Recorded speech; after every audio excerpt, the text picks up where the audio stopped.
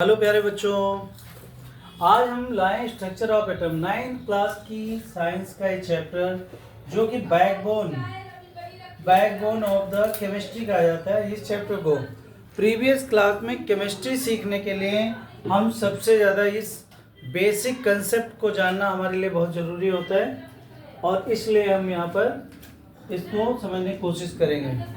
तो देखो एटम होता क्या है। सबसे पहले हम जानते हैं एटम के बारे में। देखो हमने आपको डिफाइन करना है किस तरह से हम एटम को डिफाइन कर सकते हैं। देखो ये जैसे आपका मार्कर है, मार्कर भी किसी न किसी चीज़ से बना हुआ होता है। तो एक ऐसी कंडीशन, जैसे हम इसे छोटा करते जाएं तो एक ऐसी कंडीशन आएगी जब वो छोटा होना बंद हो जाएगा, उससे भी कई गुना छोटा आपका एटम होता है। एटम होता क्या है? Smallest part. डाल्टन्स के एटॉमिक थ्योरी के अकॉर्डिंग सबसे जो छोटा पार्टिकल होता है, जो छोटा किसी भी सब्सटेंस का नॉन डिविजिबल पार्ट जो होता है, वो आपका एटम होता है, जो केमिकल रिएक्शन में भाग लेता है। लेकिन डाल्टन्स की एटॉमिक थ्योरी आगे चलकर क्या हो गई? फेल हो गई। डाल्टन्स की एटॉमिक थ्योरी फेल होने के बाद में फिर जो अगली थ्योरी आई वो थॉमसन मॉडल था। एटम के बारे में जो था वो थॉमसन ने अपना जो मॉडल दिया ना, उसके बारे में यहाँ पर बात करते हैं। तो हम इसे बैकबोन ऑफ केमिस्ट्री क्यों कहते हैं? क्योंकि बेसिक चीज़ सीखने के लिए हमें एटम को जानना जरूरी है, मॉलिक्यूल को जानना जरूरी है, और यहाँ तक कि आपको फंडामेंटल पार्टिकल्स, इलेक्ट्रॉन, प्रोटॉन और न्यूट्रॉन को भी जानना जरूरी है, क्योंकि इन्हीं के द्वारा कोई भी मैटर आपके स्मॉलेस्ट पार्टिकल होते हैं, जिनके बारे में हम बहुत सारी बातें करेंगे। और ये थॉमसन मॉडल आखिर है क्या? थॉमसन मॉडल को हम यहाँ पर कहते क्या है? थॉमसन मॉडल को हम यहाँ पर वाटरमेलन मॉडल भी कहते हैं।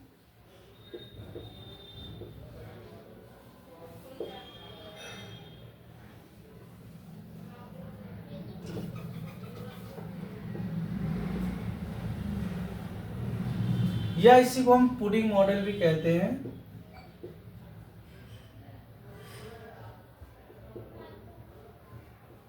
ये पुडिंग मॉडल भी कहलाता है, ठीक है। तो ठीक है, अब हम बात ये करते हैं बेसिक चीज की थॉमसन मॉडल है क्या। तो देखो थॉमसन ने ये बताया कि जो हमारा एटम होता है एक स्फेरिकल शेप वाला, स्फेरिकल शेप में होता है। हमारा जो एटम होता है उसका शेप कैसा होता है? स्फेरिकल शेप होता है। और स्फेरिकल शेप का मतलब क्या है? सभी को मालूम है स्फेयर होता है। स्फेयर क्या होता है? 3 डायमेंशनल स्ट्रक्चर होता है एटम का। तो थॉमसन ने उस टाइम पे सिर्फ इलेक्ट्रॉन की डिस्कवरी हो चुकी थी। जो न्यूक्लियस के अंदर रहने वाले पार्टिकल प्रोटॉन और न्यूट्रॉन है, उनके बारे में कोई भी मालूम नहीं था। यहाँ तक एटम को ऐसा माना गया, जैसे मान लिया हमने एटम आपका यहाँ पर ये स्फेरिकल शेप का आपका एटम बना दिया, और इसके अंदर बहुत सारी ये आपके इलेक्ट्रॉन्स है जो कि इसमें जगह जगह पर इम्बेडेड है। और कितनी मात्रा में इलेक्ट्रॉन, मतलब ये पॉजिटिव चार्ज, स्फीयर जो होता है वो आपका पॉजिटिव चार्ज होता है और उसमें negative electrons are embedded on it. और इस तरीके से टोटल एटम जो होता है वो आपका इलेक्ट्रिकली न्यूट्रल होता है, उस पर कोई भी चार्ज यहाँ पर नहीं होता है। इलेक्ट्रॉन पर वो एटम पे किसी भी तरीके का चार्ज नहीं होता है। और दूसरी बात यह है कि आपका जो एटम होगा वो आपका इलेक्ट्रिकली न्यूट्रल होगा। लेकिन ध्यान रहे किस मॉडल के बारे में बात कर रहे हैं? थॉमसन के एटॉमिक मॉडल के बारे में बात कर रहे हैं।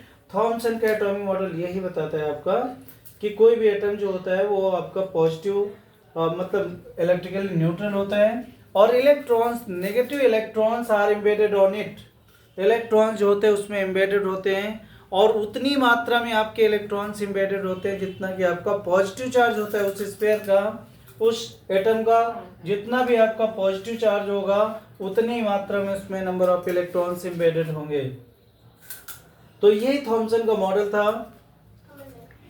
इसके बाद में थॉमसन मॉडल, आखिर इसको हम वाटरमेलन मॉडल कहते क्यों हैं, और वाटरमेलन मॉडल कहने का मेन कारण क्या है?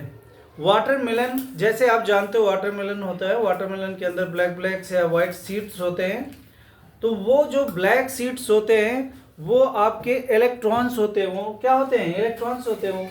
वो इलेक्ट्रॉन होते हैं, और वो इलेक्ट्रॉन्स जगह जगह पर सीड्स की तरह इलेक्ट्रॉन जैसे एम्बेडेड होता है, जैसे वाटरमेलन के सीड्स एम्बेडेड होते हैं उसी तरह इलेक्ट्रॉन्स उसमें एम्बेडेड होते हैं और पूरे के पूरे एटम्स को ये क्या करते हैं, मतलब न्यूट्रल बना देता है, पूरे एटम को न्यूट्रल बना देता है। तो यही आपका थॉमसन मॉडल है। आगे पुडिंग मॉडल क्या होता है, इसको पुडिंग मॉडल क्यों कहते हैं? इसको पुडिंग मॉडल इसलिए कहते हैं क्योंकि क्रिश्चियंस में एक डिश होती है जिसको हम पुडिंग बोलते हैं। तो उसमें क्या होते हैं, ड्राई फ्रूट्स जो होते हैं वो इलेक्ट्रॉन, जैसे कि आपके इलेक्ट्रॉन्स एम्बेडेड होते हैं उसी तरह जैसे कि उसमें आपके ड्राई फ्रूट्स पड़े होते हैं और उसको मतलब उसमें होते हैं उसी तरह इलेक्ट्रॉन्स इसमें एम्बेडेड होते हैं। उससे कंपेयर कर दिया इन्होंने, बेसिकली एक समझाने का तरीका उनका था जिसको यहाँ पर उन्होंने बहुत अच्छे तरीके से उसको रिप्रेजेंट करने की कोशिश की। लेकिन ये भी आपकी थ्योरी ज़्यादा दिन नहीं चल सकी। ज़्यादा दिन ना चलने का मेन कारण क्या था कि वो सभी पॉइंट्स ये एक्सप्लेन नहीं कर पाए जिन चीज़ों को इनको एक्सप्लेन करना था। और अगर कोई भी मॉडल तब तक नहीं आपका सक्सेस होता है जब तक वो सारी क्वेरी जो उसमें आती है, जो इतनी भी उसमें प्रॉब्लम्स होते हैं, उनको अगर वो सॉल्व नहीं करता है तो उस केस में वो सेटिस्फाइड नहीं होगा। तो इस तरीके से ये मॉडल आपका हो गया, फेल हो गया। तो आखिर इसके बाद कौन सा मॉडल लागू हुआ जिसके बारे में बात कर रहे हैं? तो दूसरा जो मॉडल था वो आपका रदरफोर्ड मॉडल था, जो कि बहुत ज़्यादा सक्सेसफुल हुआ और उसी का इम्प्लीमेंटेशन नील्स बोर का जो मॉडल था वो उसमें किया गया। तो उसके बारे में बात करेंगे।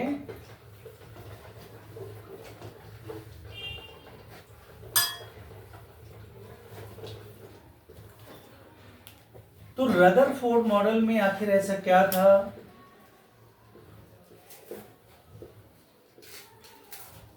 देखो, रदरफोर्ड मॉडल में आखिर ऐसा क्या है जिसके बारे में वो ज़्यादा सक्सेसफुल हुआ? तो रदरफोर्ड ने ये बताया, उन्होंने सबसे पहले गोल्ड फॉइल ली, बहुत पतली पन्नी ली, किसकी, गोल्ड की ली, और उस पर अल्फा पार्टिकल्स का बम्बार्ड करवा दिया। अल्फा पार्टिकल्स होते क्या है? सबसे पहली बात तो आपको ये भी जाननी जरूरी है। तो अल्फा पार्टिकल आपका हीलियम का न्यूक्लियस होता है। अब हीलियम आप जानने नाइन्थ क्लास में आपको बताया भी नहीं गया। इनर्ट गैस का पार्टिकल होता है, इनर्ट गैस होती है हीलियम, जिसका एटॉमिक नंबर 2 और एटॉमिक मास 4 होता है। और इस तरीके से आपका हीलियम होता है 2He4, मतलब 2 प्रोटॉन और 2 न्यूट्रॉन, और 2 आपके प्रोटॉन होते हैं, 2 इलेक्ट्रॉन इसमें प्रेजेंट होते हैं। इसकी बम्बार्ड करवा दी और ये आपका पॉजिटिव पार्टिकल्स होता है। शायद रेडियो एक्टिव मेटल्स के बारे में आपने बहुत अच्छा पढ़ा हो। तो उसमें क्या होते हैं, जो हैवी न्यूक्लियस होते हैं, जैसे कि आपका uranium, thorium, radio active element होते हैं, उनके न्यूक्लियस से अल्फा, बीटा, गामा रेज अपने आप निकलती रहती हैं। तो उसी में एक पॉजिटिव पार्टिकल होता है जिसका नाम होता है हीलियम, इसको हम अल्फा पार्टिकल कहते हैं। तो इसका इस्तेमाल किसने किया? इसका इस्तेमाल किया रदरफोर्ड ने अपने एक्सपेरिमेंट में। तो एक्सपेरिमेंट में सबसे पहले आप राइट क्या करोगे? अगर आपके मान लिया सिलेबस में क्वेश्चन आता है तो इसको आप कैसे एक्सप्लेन करोगे कि रदरफोर्ड मॉडल क्या था? तो आप सबसे पहले रदरफोर्ड मॉडल में ये बताने की कोशिश करोगे, रदरफोर्ड मॉडल में आप ये बताने की कोशिश करोगे कि इसका एक्सपेरिमेंट क्या है, शुरुआत इसकी कहाँ से करें। तो रदरफोर्ड मॉडल को आपको एक्सप्लेन करना है, तो आप ये बताओगे Rutherford model is defined as when alpha particles bombard on the gold foil. Gold foil पे हम अल्फा पार्टिकल्स के बम्बार्ड करवाते हैं और इस एक्सपेरिमेंट के द्वारा हम कुछ ऑब्जर्वेशन देखते हैं। आखिर ऑब्जर्व क्या करते हैं? लेकिन आप एक बात और जान लीजिए, ये ऑब्जर्वेशन एक्सपेरिमेंटल हैं, इनको किसी ने देखा नहीं है कि आपका इलेक्ट्रॉन इधर जा रहा था, आपने उसे देख लिया, ऐसा कुछ भी नहीं है। ये एक्सपेरिमेंटली आपको देखने को मिलेगा और इलेक्ट्रॉन माइक्रोस्कोप के द्वारा इसको ऑब्जर्व किया जा सकता है, क्योंकि बहुत बहुत बहुत फाइन स्ट्रक्चर वाली चीज़ें हैं जिनके बारे में आपको बताया जा रहा है। तो ऑब्जर्वेशन में ये देखा गया कि अधिकतर जो अल्फा पार्टिकल्स थे, जैसे मान लिया ये एटम है, ये आपके एटम्स हैं, तो अधिकतर अल्फा पार्टिकल्स क्या थे? अब ये समझ लो ये आपका न्यूक्लियस है, समझ पा रहे होंगे। तो देखो अधिकतर अल्फा पार्टिकल आपके ऐसे निकल जाएंगे। क्यों निकल जाएंगे? क्योंकि बहुत सारा वैकेंट स्पेस कहाँ होता है? अल्फा पार्टिकल्स के अंदर बहुत ज़्यादा आपका वैकेंट स्पेस होता है, और कुछ एंगल पे डिफ्लेक्ट होंगे और कुछ जो होंगे वो बैक बाउंस हो जाएंगे। क्या होंगे? Back bounce. 12,000 से 20,000 के बीच में कुछ ऐसे इलेक्ट्रॉन्स होते हैं जो कि आपके बैक बाउंस होते हैं 180 से कम डिग्री एंगल पे, और कुछ होते हैं कुछ मात्रा में डिफ्लेक्ट होते हैं। ये ऑब्जर्वेशन में ऐसा पाया गया। यहाँ पर इन्होंने एक स्क्रीन लगा दी, और स्क्रीन लगाने के बाद में फोटो समझ लो आप, ये आपके फ्लोरोसेंट मटेरियल और फास्फोरोसेंट मटेरियल जो होते हैं उनकी स्क्रीन लगा दी गई, और उस पर ये सारी चीज़ें रिप्रेजेंट हो गई। ये चीज़ आपको जानना है कि आखिर इलेक्ट्रॉन्स कैसे डिफ्लेक्ट होता है। तो जब यहाँ पर ऑब्जर्वेशन में देखा गया कि maximum number of electrons are passes through it, मतलब एटम का अधिकतर इलेक्ट्रॉन जो थे वो आपके एटम से अधिकतर अल्फा पार्टिकल जो थे वो एटम से आपके पास हो गए, एक बात।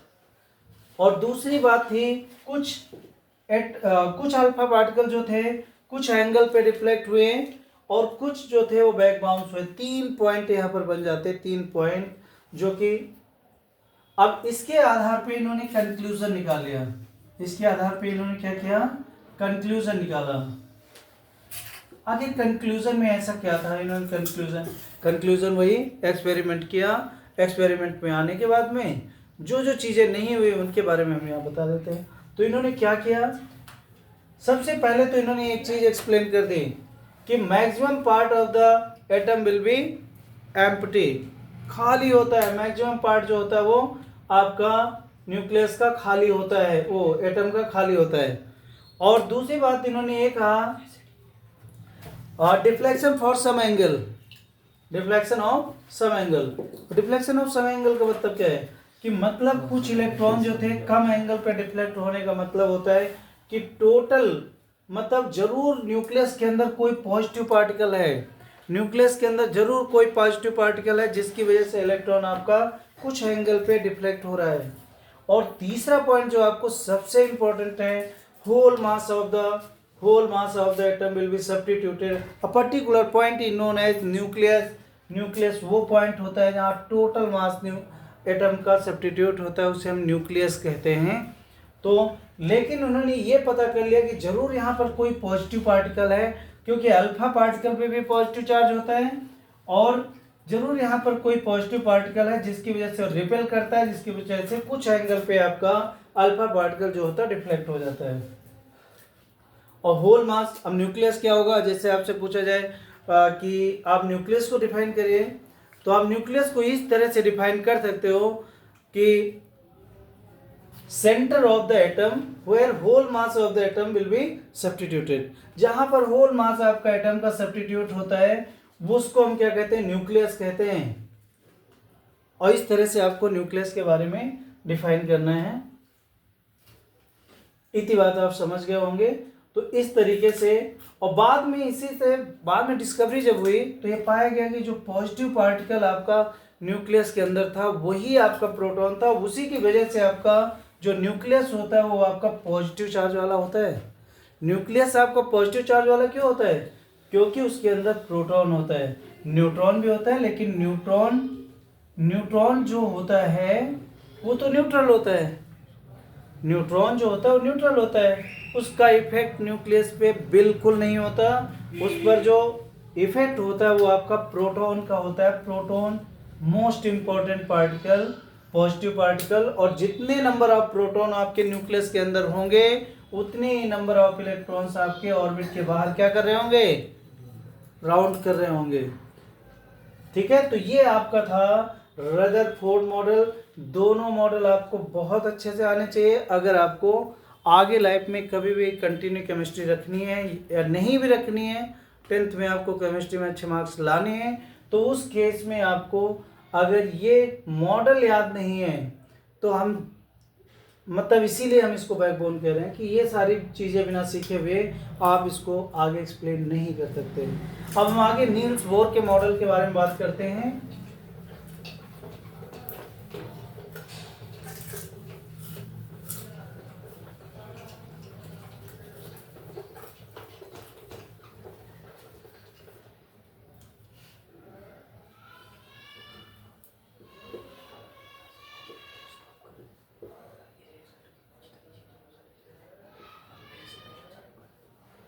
देखो नील्स बोर मॉडल क्या था कि ये बात आपकी जानने वाली है।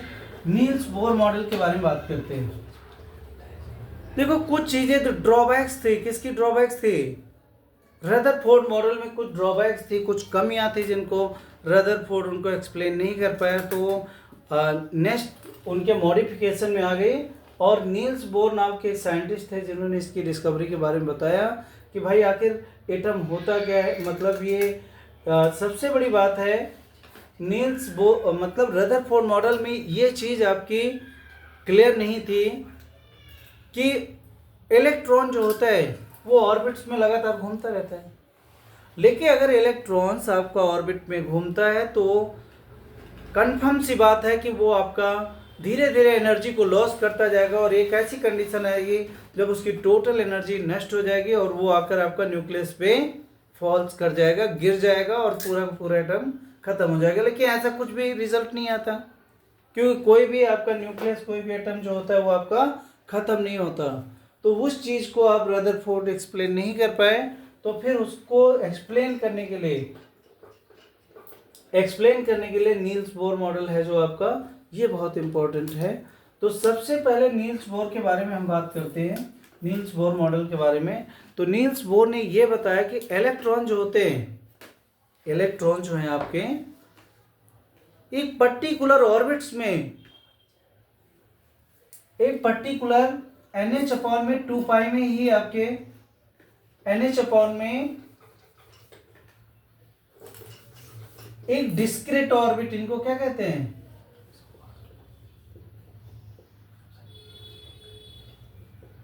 डिस्क्रीट ऑर्बिट में ही मूव करते हैं। किसमें? डिस्क्रीट ऑर्बिट में मूव करते हैं और उनकी एनर्जी फिक्स होती है, उनकी एनर्जी बदलती बिल्कुल नहीं है। उनकी एनर्जी जो होती है फिक्स होती है। उन्हीं में सिर्फ और सिर्फ आपका जो इलेक्ट्रॉन होता है वो आपका मूव करता है और वो जब एनर्जी लॉस नहीं करेगा, एक्सीलरेट करेगा तो एनर्जी लॉस नहीं होगी, उस केस में वो आपका न्यूक्लियस पे फॉल्स नहीं करेगा।